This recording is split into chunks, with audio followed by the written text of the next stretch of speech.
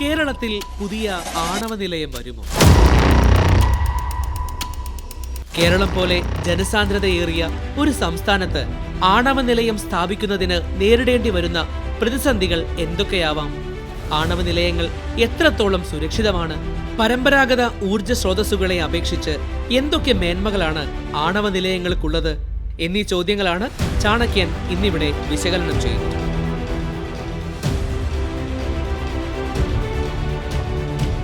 ഇന്ത്യയിൽ വൈദ്യുതി പ്രതിസന്ധി നേരിടുന്ന സംസ്ഥാനങ്ങളുടെ പട്ടികയിൽ 9-ാം സ്ഥാനത്താണ് കേരളം.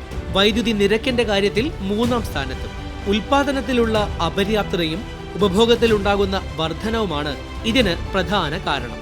2021-22 സാമ്പത്തിക വർഷത്തിലെ കേരളത്തിന്റെ ആകെ വൈദ്യുതി ഉൽപാദനം 9763.05 മില്യൺ യൂണിറ്റായിരുന്നു.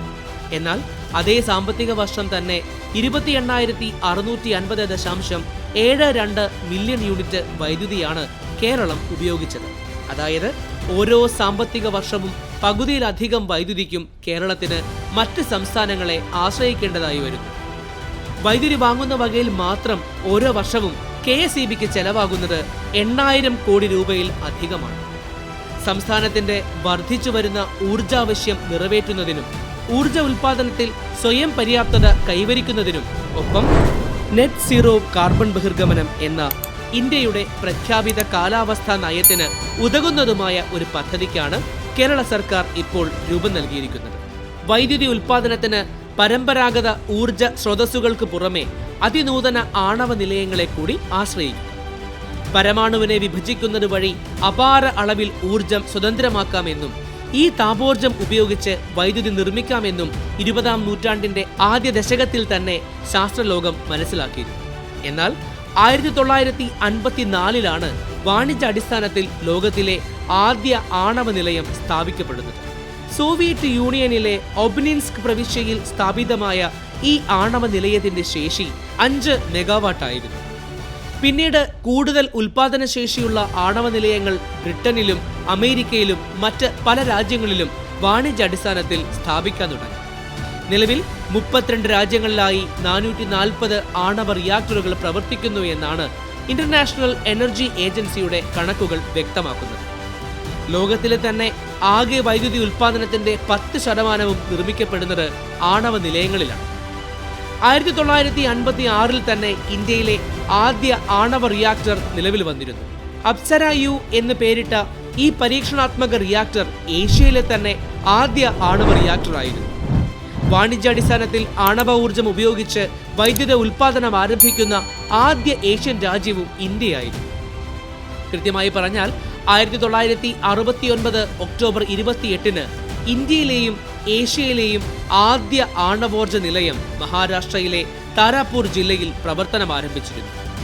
320 മെഗാവാട്ട് ആയിരുന്നു ഈ നിലയത്തിന്റെ ഉൽപാദനശേഷി. പിന്നീട് നമ്മുടെ അയൽ സംസ്ഥാനമായ തമിഴ്നാട്ടിൽ ഉൾപ്പെടെ 6 സംസ്ഥാനങ്ങളിലായി 7 ആണവ നിലയങ്ങൾ സ്ഥാപിതമായി. ഇവയിൽ ഏറ്റവും ഉൽപാദനശേഷി കൂടിയ നിലയം തമിഴ്നാട്ടിലെ കൂടൻകുളത്ത് സ്ഥാപിതമായ ആണവ നിലയമാണ്. റഷ്യയുടെ സഹകരണത്തോടുകൂടി നിർമ്മിച്ച ഈ ആണവ നിലയത്തിന് മറ്റൊരു പ്രത്യേകത കൂടിയുണ്ട്.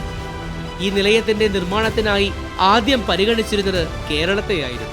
എന്നാൽ തലസ്ഥാന നഗരിയിൽ സ്ഥാപിക്കേണ്ടിയിരുന്ന ഈ നിലയം പരിസ്ഥിതിവാദികളുടെയും സംസ്ഥാന സർക്കാരിന്റെ നയപരമായ എതിർപ്പും കാരണം പിന്നീട് തമിഴ്നാട്ടിലേക്ക് മാറ്റുകയാണ് ഉണ്ടായത്.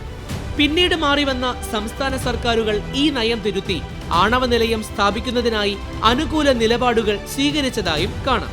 നിലവിലെ കേരള സർക്കാരിനും ആണവ നിലയം സ്ഥാപിക്കുന്നതിനോട് അനുകൂല നിലപാടാണ് എന്നാണ് അറിയാൻ കഴിയുന്നത്. കേരളത്തിൽ തോറിയം ആണവ ഇന്ധനം ഉപയോഗിച്ച് പ്രവർത്തിക്കുന്ന അതിനൂതന ആണവ നിലയം സ്ഥാപിക്കുന്നതിന്റെ സാധ്യതകൾ പരിശോധിക്കണം എന്നാവശ്യപ്പെട്ട് കേന്ദ്രത്തെ സമീപിച്ചിരിക്കുകയാണ് ഇപ്പോൾ കേരള സർക്കാർ. NTPCയുടെ ഉടമസ്ഥതയിലുള്ള ഉപയോഗശൂന്യമായി കിടക്കുന്ന 1180 ഏക്കർ ഭൂമിയാണ് കേരളം ഈ പദ്ധതിക്കായി കണ്ടെത്തിയിരിക്കുന്നത്. NTPCയും ഇന്ത്യയിലെ ആണവ നിലയങ്ങളുടെ പ്രവർത്തനം കൈകാര്യം ചെയ്യുന്ന പൊതുമേഖലാ സ്ഥാപനമായ ന്യൂക്ലിയർ പവർ കോർപ്പറേഷൻ ഓഫ് ഇന്ത്യയും ഇതിനോടകം തന്നെ കരാറുകളിൽ ഏർപ്പെട്ടു കഴിഞ്ഞു എന്നുമാണ് അറിയാൻ കഴിയുന്നത്. എന്തുകൊണ്ട് തോറിയം നിലയം? പരമ്പരാഗതമായി ആണവോർജ ഉൽപാദനത്തിനായി ഉപയോഗിക്കുന്നത് യുറേനിയം U-235 ഇന്ധനമാണ്.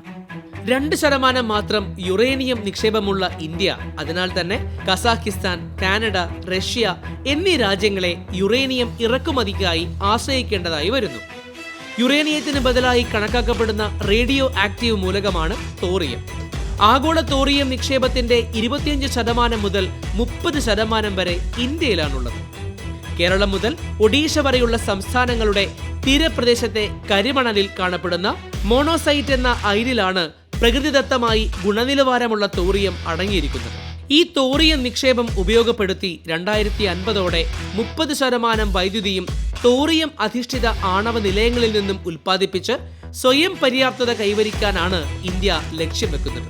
50 മെഗാവാട്ട് മുതൽ 300 മെഗാവാട്ട് വരെ ശേഷിയുള്ള ചെറുകിട റിയാക്ടറുകളാണ് തോറിയം റിയാക്ടറുകൾ. ഇവ നിലവിലെ ആണവ റിയാക്ടറുകളെ അപേക്ഷിച്ച് ലളിതവും സുരക്ഷിതവും ചെലവ് കുറഞ്ഞതുമാണ്.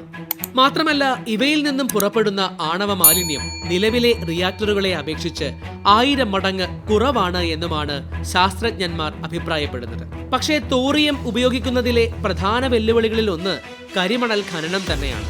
തീരദേശ മേഖലയിലെ ആവാസ വ്യവസ്ഥയ്ക്ക് കോട്ടം തട്ടാതെയും സ്വാഭാവിക ജനജീവിതത്തെ ദോഷകരമായി ബാധിക്കാത്ത തരത്തിലും കരിമണൽ ഖനനം ചെയ്യുക എന്നത് വെല്ലുവിളി നിറഞ്ഞ ഒരു കാര്യമാണ്.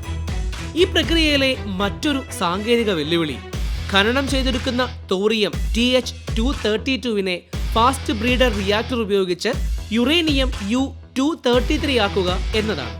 യുറേനിയം U-233 നിലവിൽ ആണവ റിയാക്ടറുകളിൽ ഉപയോഗിച്ചുകൊണ്ടിരിക്കുന്ന യുറേനിയം U-235 മികച്ചതും കാര്യക്ഷമത കൂടിയതുമായ ഇന്ധനമാണ്. ലോകത്ത് ആദ്യമായി തോറിയം അധിഷ്ഠിത പരീക്ഷണാത്മക റിയാക്ടർ നിർമ്മിച്ച രാജ്യം ഇന്ത്യയായിരുന്നു. ഭാഭ ആറ്റോമിക് റിസർച്ച് സെന്ററിന്റെ മേൽനോട്ടത്തിൽ തമിഴ്നാട്ടിലെ കൽപ്പാക്കത്ത് പ്രവർത്തിക്കുന്ന ഈ റിയാക്ടറിന് നൽകിയിരിക്കുന്ന പേര് കാമിനി അഥവാ കൽപ്പാക്കം മിനി റിയാക്ടർ എന്നാണ്.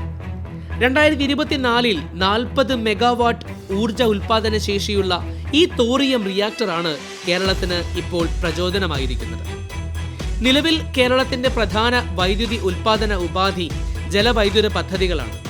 കേരളത്തിന്റെ ആകെ വൈദ്യുതി ഉൽപാദനത്തിന്റെ 85% ജലവൈദ്യുത നിലയങ്ങളിലാണ് നിർമ്മിക്കപ്പെടുന്നത്. അതാകട്ടെ കാലവർഷത്തെയും മഴയുടെ ലഭ്യതയെയും ആശ്രയിച്ചിരിക്കും. 2021 മുതൽ 2023 വരെയുള്ള 3 വർഷ കാലയളവിൽ മാത്രം ഓരോ വർഷവും മഴയുടെ ലഭ്യതയിൽ 20% മുതൽ 25% വരെ ഇടിവുണ്ടാവുന്നതായി കാണാം. ആഗോളതാപനവും കാലാവസ്ഥാ വ്യതിയാനവും വെല്ലുവിളി ഉയർത്തുന്ന ഈ സാഹചര്യത്തിൽ വ്യാവസായിക വികസനം ലക്ഷ്യം വെക്കുന്ന കേരളം പോലൊരു സംസ്ഥാനത്തിന്റെ വർദ്ധിച്ചു വരുന്ന ഊർജ ആവശ്യം നേരിടാൻ ഇനി പരമ്പരാഗത ഊർജ സ്രോതസ്സുകളെ മാത്രം ആശ്രയിക്കാൻ സാധിക്കില്ല. അതിന് നൂതന ഉൽപാദന സാധ്യതകൾ കൂടി കണ്ടെത്തേണ്ടതുണ്ട്. അത്തരമൊരു ഊർജ ഉൽപാദന ഉപാധിയാണ് ആണവ നിലയങ്ങൾ. ആണവ നിലയമെന്ന് കേൾക്കുമ്പോൾ തന്നെ ജനങ്ങളുടെ മനസ്സിലേക്ക് ആദ്യം ഓടിയെത്തുന്നത് ചെർണോബിൽ ആണവ ദുരന്തമാണ്. 1986 ഏപ്രിൽ 26 അർദ്ധരാത്രിയിൽ സോവിയറ്റ് യൂണിയനിലെ ചെർണോബിൽ ആണവ നിലയത്തിലുണ്ടായ അപകടം മാനവ ചരിത്രത്തിലെ തന്നെ സമാനതകളില്ലാത്ത ദുരന്തമായിരുന്നു. എന്നാൽ ഇന്ന് ശാസ്ത്ര സാങ്കേതിക ലോകം 1986 നിന്നും ഒരുപാട് മുമ്പിലേക്ക് പോയിരിക്കുന്നു. ഇന്ന് റഷ്യയുടെ ഉൾപ്പെടെ ലോകത്തിലെ എല്ലാ ആണവ നിലയങ്ങളിലും IAEA എന്ന ചുരുക്കനാമത്തിൽ അറിയപ്പെടുന്ന ഇന്റർനാഷണൽ അറ്റോമിക് എനർജി ഏജൻസിയുടെ കർശന പരിശോധനകൾക്ക് വിധേയമാണ്. കഴിഞ്ഞ 7 പതിറ്റാണ്ടുകളായി ഇന്ത്യയിൽ ആണവ റിയാക്ടറുകൾ പ്രവർത്തിക്കുന്നുണ്ട്. അരനൂറ്റാണ്ടിന് മേലെയായി ഇന്ത്യയിൽ ആണവ ഊർജം ഉപയോഗിച്ചുകൊണ്ടുള്ള വൈദ്യുതി ഉൽപാദനവും നടക്കുന്നു. നിലവിൽ 6 സംസ്ഥാനങ്ങളിലെ 7 ആണവ നിലയങ്ങളിലായി 22 ആണവ റിയാക്ടറുകൾ പ്രവർത്തിക്കുന്നു എന്നാണ് കണക്കുകൾ വ്യക്തമാക്കുന്നത്. എന്നാൽ ഇതുവരെ പ്രകൃതിക്കോ പൊതുജനങ്ങൾക്കോ ജീവന് ഭീഷണിയാകുന്ന തരത്തിലുള്ള അപകടങ്ങളോ ആണവ ചോർച്ചയോ മലിനീകരണങ്ങളോ ഉണ്ടായിട്ടില്ല എന്നത് എടുത്തു പറയേണ്ട കാര്യമാണ്. ഈ അപൂർവവും പ്രത്യാശാജനകവുമായ സുരക്ഷാ നേട്ടത്തിൽ ഉറച്ചു നിന്നുകൊണ്ടാണ് ഇന്ത്യ തമിഴ്നാട്ടിൽ ഉൾപ്പെടെ 3 സംസ്ഥാനങ്ങളിലായി 7 പുതിയ ആണവോർജ ഉൽപാദന യൂണിറ്റുകൾ കൂടി സ്ഥാപിക്കുന്നത്. 2050 ആണവ ഊർജം ഉപയോഗിച്ചുകൊണ്ടുള്ള വൈദ്യുതി ഉൽപാദനം നിലവിലെ 3% നിന്നും 30% ഉയർത്താൻ ലക്ഷ്യം വെക്കുന്നു. ഈ ഉദ്യമത്തിന് കരുത്തേകാൻ കണ്ടെത്തിയിരിക്കുന്നതാകട്ടെ കൂടുതൽ സുരക്ഷിതവും കാര്യക്ഷമവുമായ തോറിയം അധിഷ്ഠിത ആണവ നിലയങ്ങളാണ്. ന്യായമായ ഉൽപാദന ചെലവിൽ കാർബൺ ബഹിർഗമനം കുറച്ചുകൊണ്ട് ഹരിതോർജ്ജം ഉൽപ്പാദിപ്പിക്കാമെന്നതും തോറിയം അധിഷ്ഠിത ആണവ നിലയങ്ങളുടെ ഒരു മേന്മയാണ്. കേരളം പോലെ ജനസാന്ദ്രതയേറിയ സംസ്ഥാനങ്ങൾക്ക് സുരക്ഷയിൽ വിട്ടുവീഴ്ച വരുത്താതെ വർദ്ധിച്ചു വരുന്ന ആണവ ആവശ്യങ്ങൾ നിറവേറ്റുന്നതിന് ഏറ്റവും ഉതകുന്ന മാർഗമാണ് ആധുനിക തോറിയം അധിഷ്ഠിത ആണവ നിലയങ്ങൾ. ജയ് ഹിന്ദ്. ചാണക്യന്റെ കൂടുതൽ വീഡിയോകൾ കാണുവാനായി ഈ ചാനൽ സബ്സ്ക്രൈബ് ചെയ്യൂ.